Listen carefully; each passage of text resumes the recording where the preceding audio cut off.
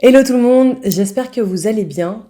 Aujourd'hui, je vais traiter d'un sujet assez spécial, en tout cas pour moi, parce que j'ai été coincée dans ce cercle vicieux pendant à peu près 10 ans de ma vie. Donc je vais vous parler des troubles du comportement alimentaire et plus spécialement de la boulimie, parce que c'est vraiment ce trouble-là qui a affecté ma vie pendant super longtemps. Et aussi, si je souhaite vous en parler aujourd'hui, c'est pour vous sensibiliser un peu plus, parce que les troubles du comportement alimentaire, ça peut vraiment toucher n'importe qui à n'importe quel moment de sa vie. Et justement, en vous parlant de ça, vous allez voir que ça peut venir de manière très vicieuse et on peut vite être coincé dans cet engrenage des troubles du comportement alimentaire. Des exemples qui peuvent un peu vous parler, c'est typiquement si vous commencez à regarder un petit peu de manière obsessionnelle toutes les calories que contiennent les aliments. Ça veut dire que dès que vous allez manger quelque chose, vous allez regarder derrière le paquet combien il y a d'aliments pour les 100 grammes. Aussi, ça peut passer par le fait que vous allez vous peser tous les jours. Et dès qu'il y aura une variation sur la balance, ça va vraiment impacter toute votre journée et surtout votre humeur. Aussi, si vous commencez à peser tous vos aliments de manière pareille, obsessionnelle, vous allez vraiment tout peser pour être sûr de manger la bonne quantité d'aliments. Donc en fait, tout ça, ça va vous amener à une espèce d'obsession aussi de votre image, où vous allez avoir l'impression que pour être aimé, pour être désiré par les autres et pour vous sentir heureux, il va falloir entrer en fait dans ce moule. Ça veut dire que vous allez avoir une image fixe de ce que vous voulez être et vous allez tout mettre en place de manière très contrôlante pour arriver à cet objectif. Et ce qu'il faut comprendre, c'est que les troubles du comportement alimentaire, donc cette maladie, parce que oui, on peut l'appeler une maladie parce que ça affecte autant notre système nerveux que notre cerveau, elle est susceptible d'arriver à n'importe quel type de personne. Vous pouvez être mince, vous pouvez être ronde, vous pouvez aussi être super sportive. Vous n'êtes pas à l'abri d'être pris dans un engrenage, justement, de troubles du comportement alimentaire. D'ailleurs, moi, j'ai toujours été dans la norme, j'ai jamais été trop ronde, j'ai jamais été non plus trop maigre. Et pourtant, j'ai développé ça. D'ailleurs, ça a commencé typiquement avec les commentaires de certains hommes, surtout. Je trouve que les hommes, ils sont vraiment pas délicats avec la façon d'aborder leur rapport à notre corps. Et c'est vrai que ça soit mes amis, mais que ça soit aussi des collègues de travail, on faisait tout le temps des réflexions sur ma façon de manger, ou aussi on me faisait des réflexions sur, quand j'avais pris un peu de poids. On me disait, ah, attention, t'as pris un petit peu de poids. Et forcément, ça avait une connotation négative. Alors que souvent, c'était des moments de ma vie où je mangeais parce que j'étais heureuse, j'allais bien, du coup, ça me faisait plaisir de manger. Et pourtant, en fait, des moments où justement j'étais pas bien et je perdais du poids à cause peut-être de stress ou à cause de rupture amoureuse, les gens ils me félicitaient parce que j'avais perdu du poids. Et du coup, ça a complètement un peu chamboulé mon système de valeurs. C'était ok, je suis heureuse, je mange, je suis bien dans mon corps, je reçois des commentaires négatifs, mais par contre, quand je maigris parce que je suis pas bien, là on me félicite pour ça. Et c'est un peu toute la complexité de la chose, en tout cas dans mon cas. Tout d'abord, c'est quoi les TCA? Donc les troubles du comportement alimentaire, ça va être une réaction, enfin des comportements qu'on va mettre en place vis-à-vis de la nourriture. Donc lorsque vous essayez de restreindre votre alimentation, de la contrôler, forcément en fait vous allez commencer à y penser de manière obsessionnelle et c'est là qu'on va pouvoir qualifier ça de TCA. Ensuite ça peut se décliner en plusieurs, on va dire, troubles. On peut parler de l'anorexie, donc là c'est quand on arrête de manger la nourriture, la boulimie vomitive, donc ça veut dire qu'on va se gaver et ensuite revomir par la suite, donc ça a été par exemple mon cas.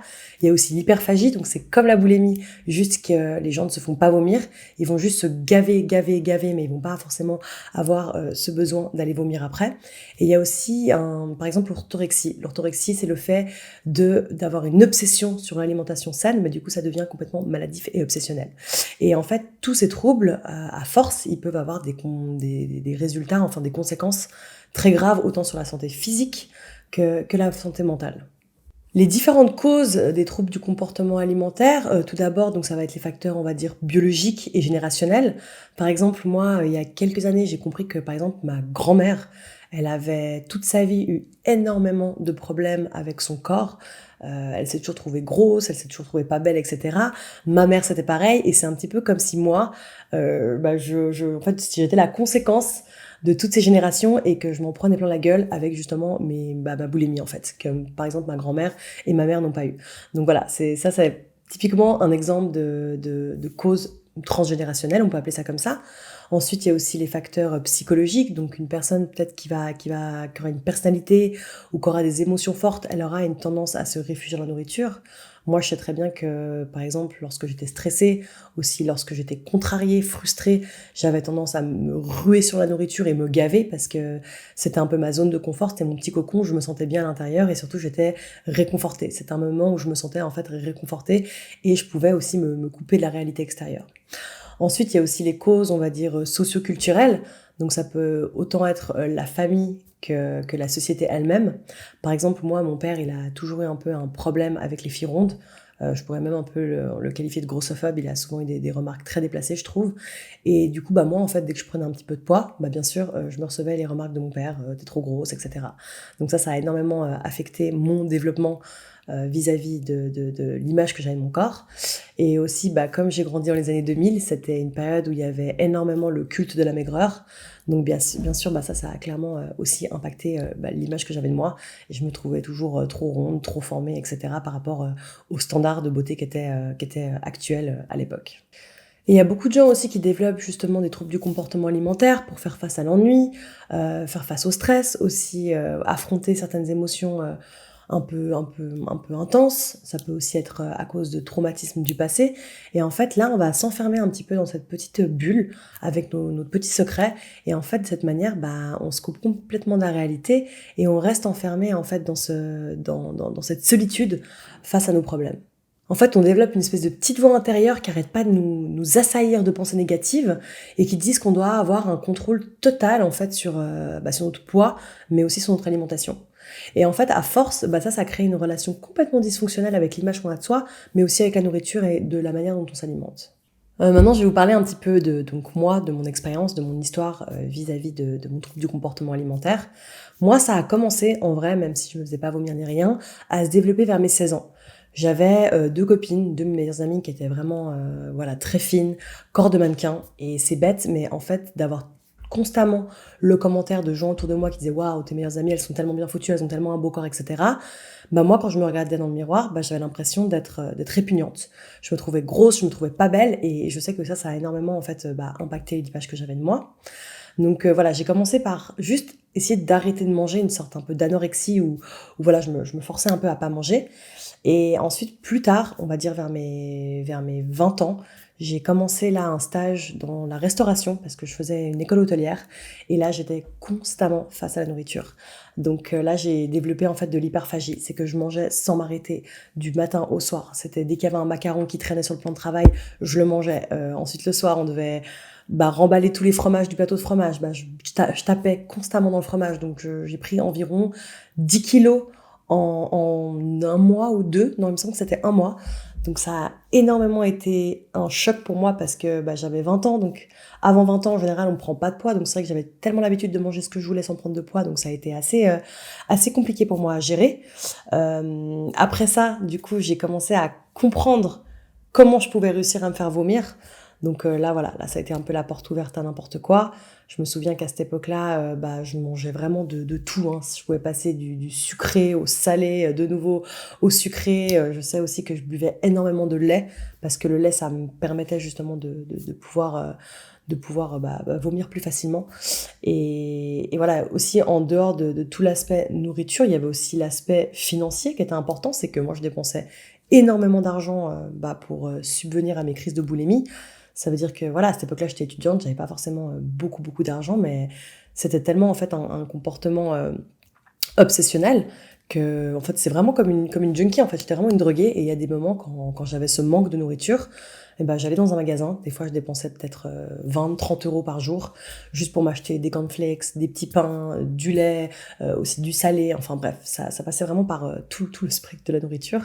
Je pouvais vraiment manger pendant des heures et me faire vomir. Et en plus, il y a aussi un cercle très vicieux qui s'installe.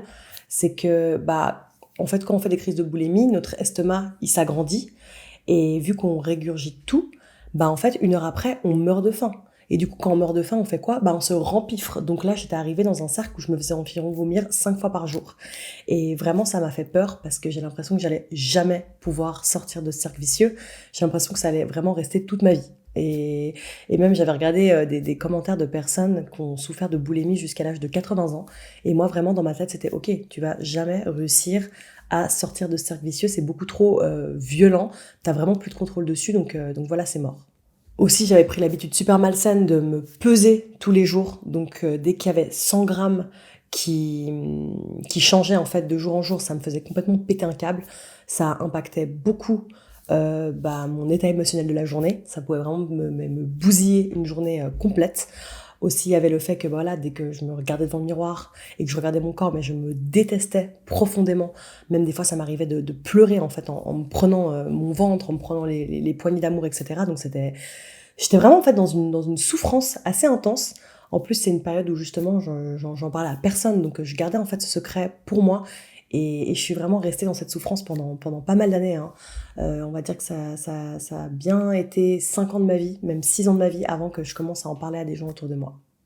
Également, j'ai commencé à développer un rapport super malsain avec d'autres addictions, donc que ça soit l'alcool et la drogue, parce que je remarquais que quand je buvais des verres ou quand je me droguais, la sensation de faim passait. Donc en fait, j'arrivais à me dire que ma souffrance, elle diminuait en prenant d'autres substances. Mais en fait, du coup, là, je suis rentrée dans un engrenage super malsain aussi avec la drogue, où il y a des moments où, par exemple, quand je faisais beaucoup la fête pendant peut-être 4 jours de suite, je mangerais pratiquement rien, je faisais que la fête, je faisais que me droguer, et ça m'a complètement mais bousillé tout mon système intérieur. Ça veut dire que j'avais perdu toute notion de ce qui était bien, pas bien, vis-à-vis de mon alimentation, aussi vis-à-vis de ma prise de drogue. J'avais en fait tout normalisé. Et du coup, ça a été très compliqué aussi de sortir de ça, parce qu'il y avait vraiment l'aspect de drogue qui était derrière. Et quand j'ai commencé à faire justement mon travail de guérison pour gérer mes problèmes de troubles du comportement alimentaire, j'ai compris que j'avais tellement une colère vis-à-vis de moi-même. Vraiment, je me détestais. Et j'ai essayé de comprendre pourquoi je me détestais autant. Et je sais très bien que c'était pas le poids affiché sur la balance, ni ma silhouette, mais il y avait vraiment en fait quelque chose de tellement dur en moi et de tellement difficile que là, en fait, j'ai compris que j'étais complètement en fait déconnectée de mes émotions profondes. Elle venait d'où cette colère? Pourquoi j'étais autant en colère envers moi-même? Qu'est-ce qui se passe à l'intérieur? Et en fait, le fait de me reconnecter à mes émotions, le fait de me reconnecter à mes ressentis et simplement le fait de me reconnecter à mon corps, ça a été mais vraiment transformateur, et c'est là que j'ai commencé à avoir vraiment une évolution concrète de mon état de santé. Parce que comment mon apparence physique, elle pouvait témoigner de ce qui se passait à l'intérieur de moi et de mon état émotionnel profond. Et en fait, j'ai compris qu'à ce moment-là, il fallait que je me reconnecte à ça. Et aussi qu'il fallait que je me donne de l'amour. Ça servait à rien de me détester, ça servait à rien de me faire du mal. Parce que finalement, en fait, je faisais souffrir mon corps. J'étais dans un comportement autodestructeur parce que j'arrivais pas à être en phase et à assumer certaines émotions qu'il y avait à l'intérieur de moi. Maintenant, je vais vous parler des solutions qui, personnellement, m'ont aidé à sortir de 10 ans de troubles du comportement alimentaire. La première solution, ça a été de me tourner vers l'intérieur. M'écouter, voir ce qui se passe au niveau émotionnel. Parce que la nourriture, c'est simplement une métaphore, c'est ça qu'il faut comprendre. C'est une métaphore pour dissimuler un problème bien plus profond. Par exemple, quelle émotion j'arrivais à dissimuler avec la nourriture? Est-ce que c'est l'ennui? Est-ce que c'est le stress? Est-ce que c'est l'anxiété? Est-ce que c'est la frustration? Le manque de confiance en moi? Ensuite, dans un deuxième temps, on va regarder d'où ces émotions elles proviennent. Est-ce que c'est à cause d'un contexte familial? Est-ce que c'est dû à l'enfance? Est-ce que ça a peut-être été certaines relations amoureuses, amicales? Ça peut aussi être du harcèlement au travail, à l'école. Donc petit à petit, on va commencer à décortiquer tout ça pour vraiment en fait aller voir la cause profonde de notre comportement obsessionnel avec la nourriture. Et en fait, de cette façon, on va davantage être à l'écoute de son corps et de ses émotions, et du coup, on sort du mental, on sort de la tête, et on se reconnecte à son corps, et du coup, au moment présent. Et comme ça nous évite d'être dans le passé avec des choses qui nous plongent dans l'anxiété, dans le stress, et aussi, ça nous empêche d'être trop tourné vers le futur. On est vraiment dans l'ici et maintenant quand on se reconnecte à son corps. La deuxième chose, c'est d'arrêter de voir certains aliments et même la nourriture comme un ennemi. Et surtout, il n'y a pas de noir et de blanc. Il n'y a pas un aliment qui est bon et un autre qui est mauvais. Tout est une question de modération. On peut manger du sucré, on peut manger un gâteau, on peut se faire plaisir. Il faut juste faire preuve de modération. On va arrêter aussi de sauter d'un extrême à l'autre. On va arrêter de, ok, Là, je mange super bien pendant une semaine, je fais super attention, je suis super motivée. Et en fait, après, la semaine d'après, on fait tout l'inverse. On se rue sur n'importe quoi et on n'arrive à tenir aucune routine parce que ça va nous plonger dans un sentiment de culpabilité, de frustration parce qu'on n'arrive pas. Et du coup, en fait, on va toujours être coincé dans cette espèce de modèle de « ok, on est super strict avec soi-même » et ensuite on craque complètement. Et ce qui est important, c'est vraiment de trouver justement le parfait équilibre. C'est ni noir ni blanc. On essaie vraiment de trouver le chemin du milieu parce qu'en restant dans cette dynamique de contrôle avec son alimentation, il y aura forcément des craquages. C'est pas possible d'être linéaire et de manger bien parfaitement toute sa vie, il y aura forcément des craquages. Et quand il y a des craquages, ça va impacter l'estime qu'on a de soi et juste la confiance en soi. Et en fait, de ce, on reste coincé dans le cercle vicieux parce que quand il y a un craquage, on perd de l'estime en soi, du coup on se réfugie dans la nourriture pour se réconforter, et enfin bref, vous comprenez, c'est vraiment le cercle vicieux dans lequel on est typiquement bloqué quand on souffre de troubles du comportement alimentaire. Donc faut vraiment arrêter de voir certains aliments comme coupables, parce qu'aucun aliment est coupable, il faut juste en fait traiter la nourriture, son alimentation et aussi son corps avec respect et bienveillance. La troisième chose aussi que j'ai compris, c'est qu'on est tous différents. Je suis unique. Chacun de vous aussi est unique. Donc les régimes sont trop généralisés. On ne peut pas faire du cas par cas avec des régimes. Souvent, on va se dire, ok, je vais suivre ça à la lettre. Et de cette manière, je vais retrouver un rapport sain à la nourriture. Pas du tout. Parce que justement, les régimes, c'est pas du cas par cas. On fonctionne tous différemment. Il y a des gens, ils auront peut-être besoin de manger plein de petits repas par jour. D'autres personnes, ça va peut-être être 2 gros repas par jour. Il y a des gens qui préfèrent un peu plus les aliments sucrés, d'autres non, etc. Donc tout ça, faut le prendre en compte. Et faut comprendre qu'on n'est pas tous pareils et que vous êtes uniques. Et justement, c'est le fait d'être unique qui vous rend forte en fait. Ça fait votre différence et ça crée en fait votre authenticité. Et vraiment, n'oubliez pas de respecter votre corps parce que c'est vraiment la clé pour développer une relation saine avec votre alimentation et aussi avec l'image que vous avez de vous-même et de votre poids. Donc pour conclure, faut vraiment pas laisser votre obsession vis-à-vis de la nourriture prendre le dessus sur qui vous êtes réellement. À la base, la nourriture, c'est un carburant, c'est un moment de plaisir et c'est pas censé vous plonger dans de la frustration, de la colère, de la culpabilité, etc. N'oubliez pas que votre corps, c'est votre temple. Donc tout ce qui va à l'intérieur, ça doit respecter votre corps. Et n'oubliez pas de recalibrer votre focus et votre concentration sur votre bien-être plutôt que sur votre alimentation. Donnez-vous de l'amour et surtout apprenez à développer une relation saine avec vous-même. Vous êtes unique et c'est vraiment ça qui va créer votre authenticité et c'est absolument pas votre apparence physique, votre poids, etc. Voilà, j'espère que cette vidéo vous a plu. Si c'est le cas, n'hésitez pas à la partager avec des personnes qui pourraient être susceptibles d'être intéressées par cette thématique. Également, n'oubliez pas de vous abonner à ma chaîne pour plus de contenu et de mettre un like. Et si toi aussi tu souffres de troubles du comportement alimentaire, je te laisse t'abonner à mon compte Instagram et m'envoyer TCA en message privé afin que je te donne des clés pour régler ton problème.